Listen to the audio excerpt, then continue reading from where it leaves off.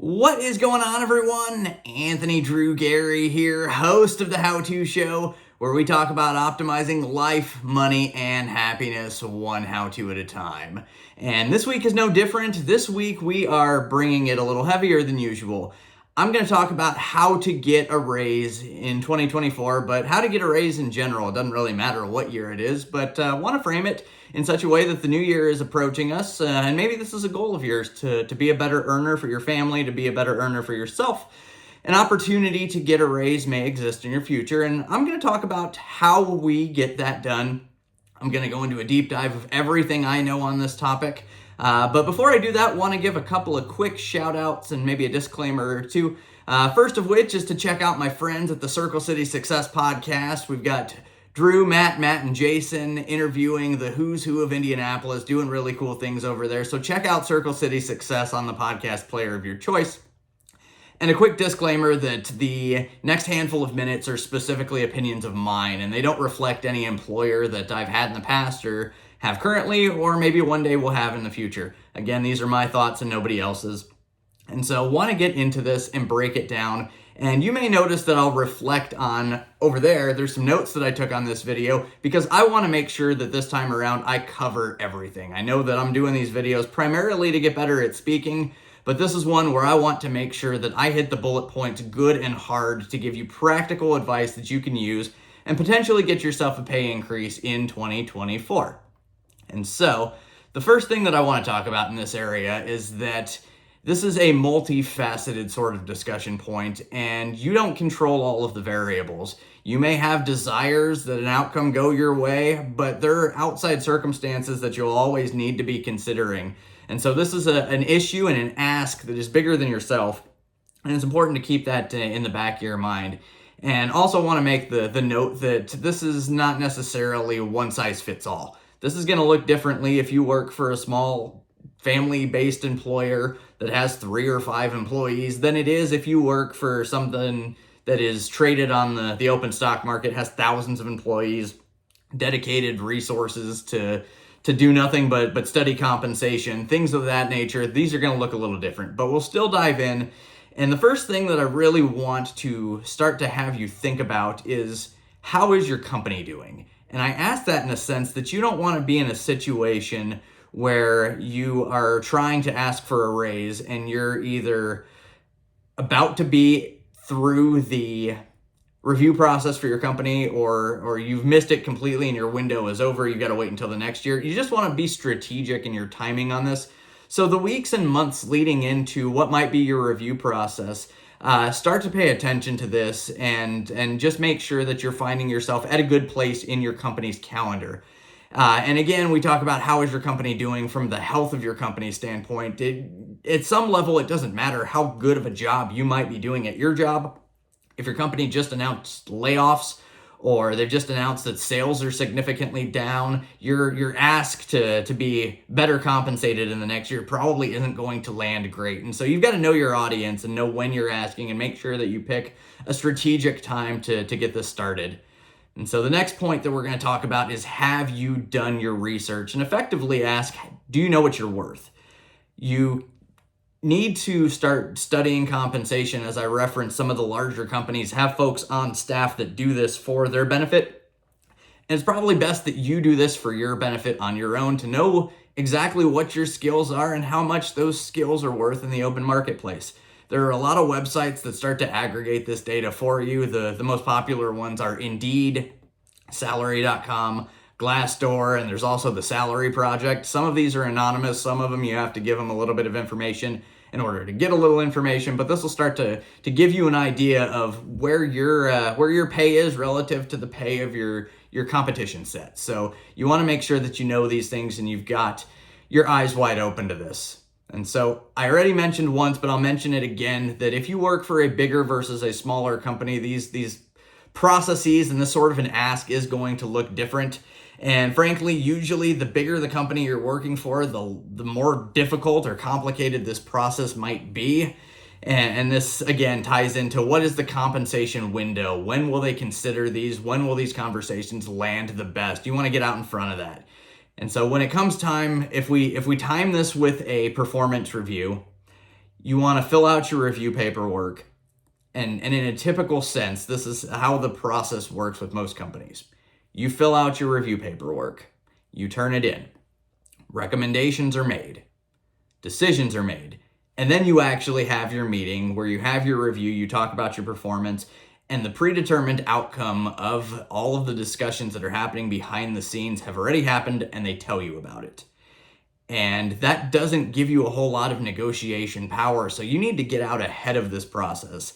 If you can find out that, hey, you need to turn in your paperwork by this date, and then maybe 2 weeks later you figure out that the hiring managers or the senior management are starting to have those types of discussions, you've got to get out in front and have a conversation and ultimately hope to get some senior level sponsorship with somebody who is willing to go to battle for you, saying, hey, this person's a rock star, here's why.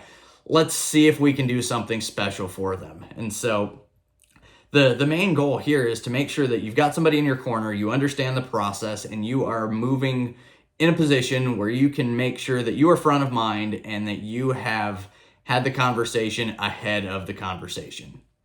The next thing we need to be thinking about is how replaceable are you?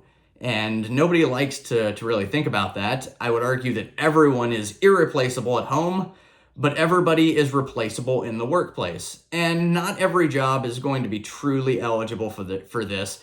But want to make a point here that if you are doing something that is highly specialized and you have maybe only 1 or 2 peers across the entire company who can do what you do, this may be something to really drive home and make sure that you are communicating your value appropriately.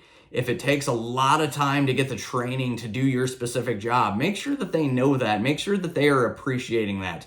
Or if there's such a specific geographic limitation that it makes it such that your job is not very desirable because you have to live somewhere wild, make sure that you're communicating that as well and make sure that you're being compensated fairly for it.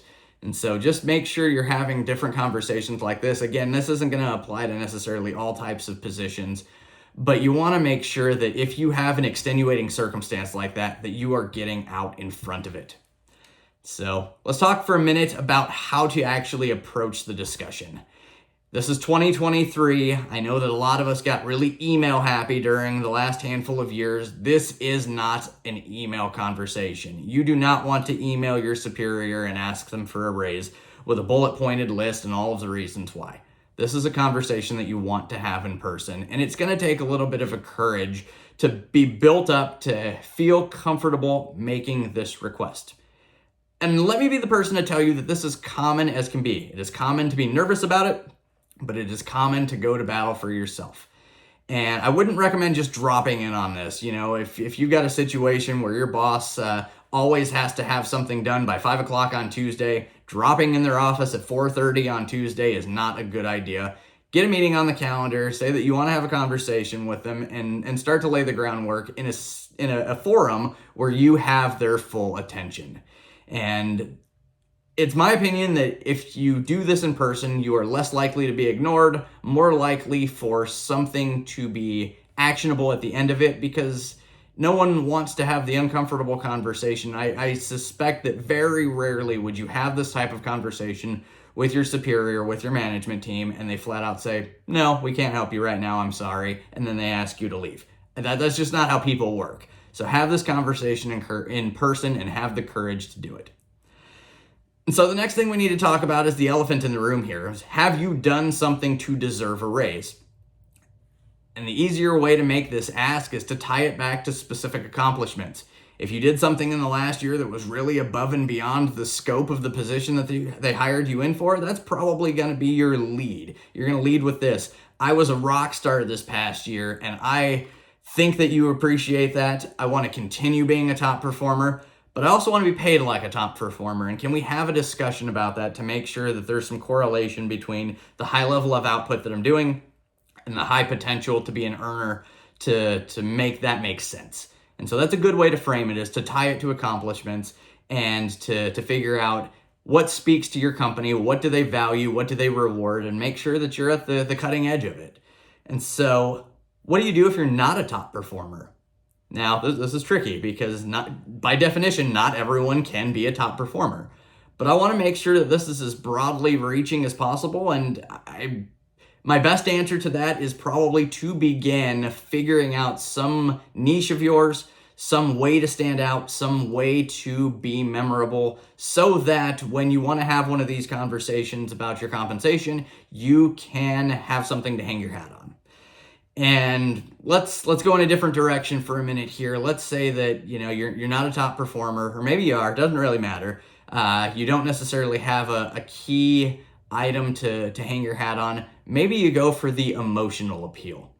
And I say this because we're all people and we all can have emotional responses. We can all relate to things. And maybe a way to frame this is such that I've really been working hard this year. I've been here. I've been doing my best to be a team player. But there's something building up at home, and I want to be able to provide for my family in a way that I can't right now. Is there anything that we can do to start to help that? And that's playing on an emotional appeal, and I can appreciate that that's not going to be unilateral for everyone. Right, wrong, or otherwise, that may work better if you have children at home, especially if they're young children. You can start to play to the emotional appeal of your superiors, especially if they are in a situation where they can relate to you in that aspect. This may not work if your manager is someone who is 70 years old and never had a family. It's you've got to feel this out personally, because this is not a one-size-fits-all solution. I'll stress that again. And so when you're having these conversations, ultimately you have to make an ask and ask to be compensated at a level higher than you are right now. And if your manager comes back with some questions for you, you can't be alarmed by that. Be prepared for them to ask, how much do you want to be making? Or how much do you think you should be making? And you've got to use the data that you came up with earlier from the video. But I would recommend that you use a range here and you set your goal as the low anchor point for that range and give them an opportunity to surprise you here. You never know, maybe they come in and you get something that's maybe even a little more than you expected. And so I want to also touch on for a minute, what happens if you're told, no, we can't do something right now? Don't accept no, at least not in the long term. You can accept it in the short term, but always be asking when the topic can be revisited. And if there's no good answer for that question, it may be the early indications of the writings on the wall that you have either peaked with that position or peaked with that company. And maybe this is the nudge that you need to start exploring opportunities outside of your own workplace to get that next level of compensation.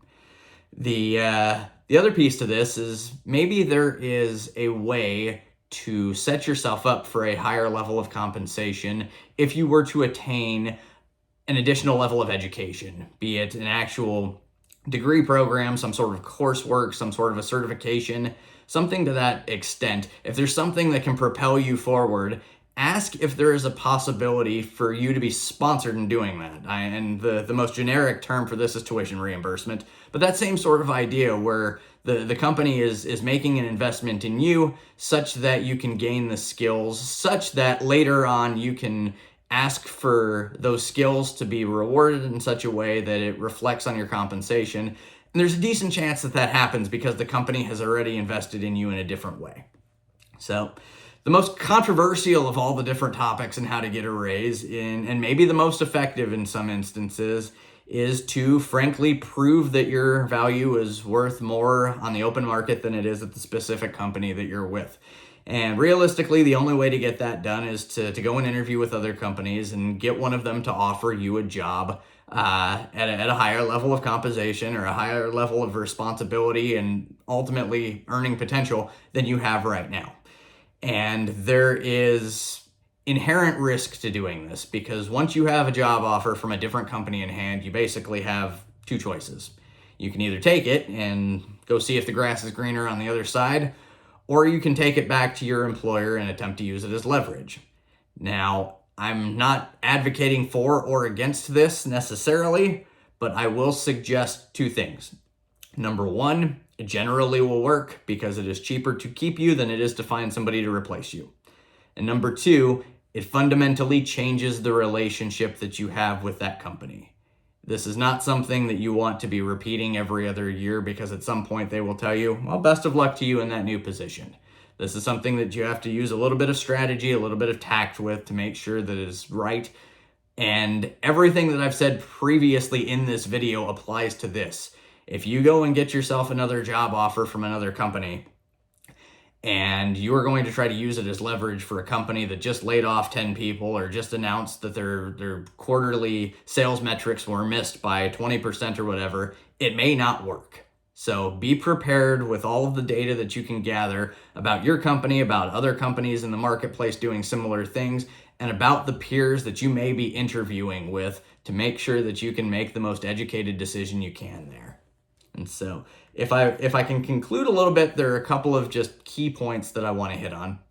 And number one is that doing this and going through this process is completely normal.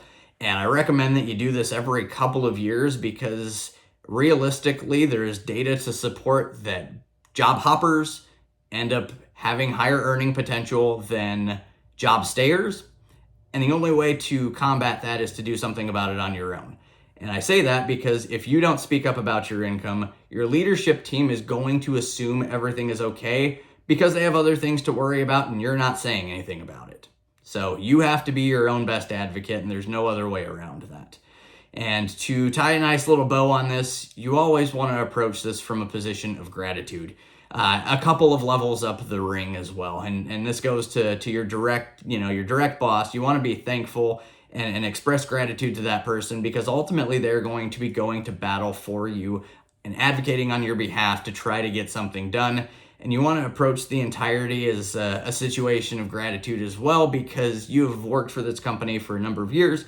They've probably taught you things. They've given you experiences that you wouldn't have had otherwise. And overall, if you are looking to be better compensated with this company, it means you probably want to stay there. And so some acknowledgement of that is probably to your benefit as well.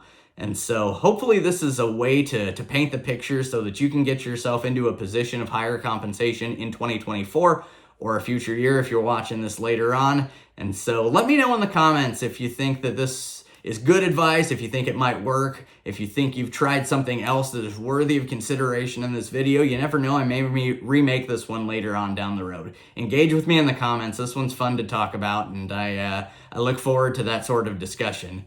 But that's going to wrap up this episode of the show. Hopefully you got some benefit from this, and if you know somebody else who could get benefit from this, share it with them in some way, shape, or form. The easiest way to do that is to grab the link and just send it in a message, however you do that. And so share it with them.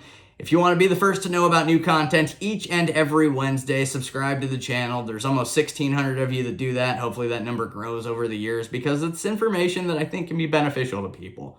So help me share that message if you can. And again, if you got any feedback for the episode or the show, leave me a comment down below. I'll engage with each and every one of those. And as always, let's say you got that big raise, you're looking to move up in house in 2024. I can help you do that. Get in touch with me in the comments or at indiedwell.com. Until next time, this is Anthony Drew Gary, host of The How To Show, signing off.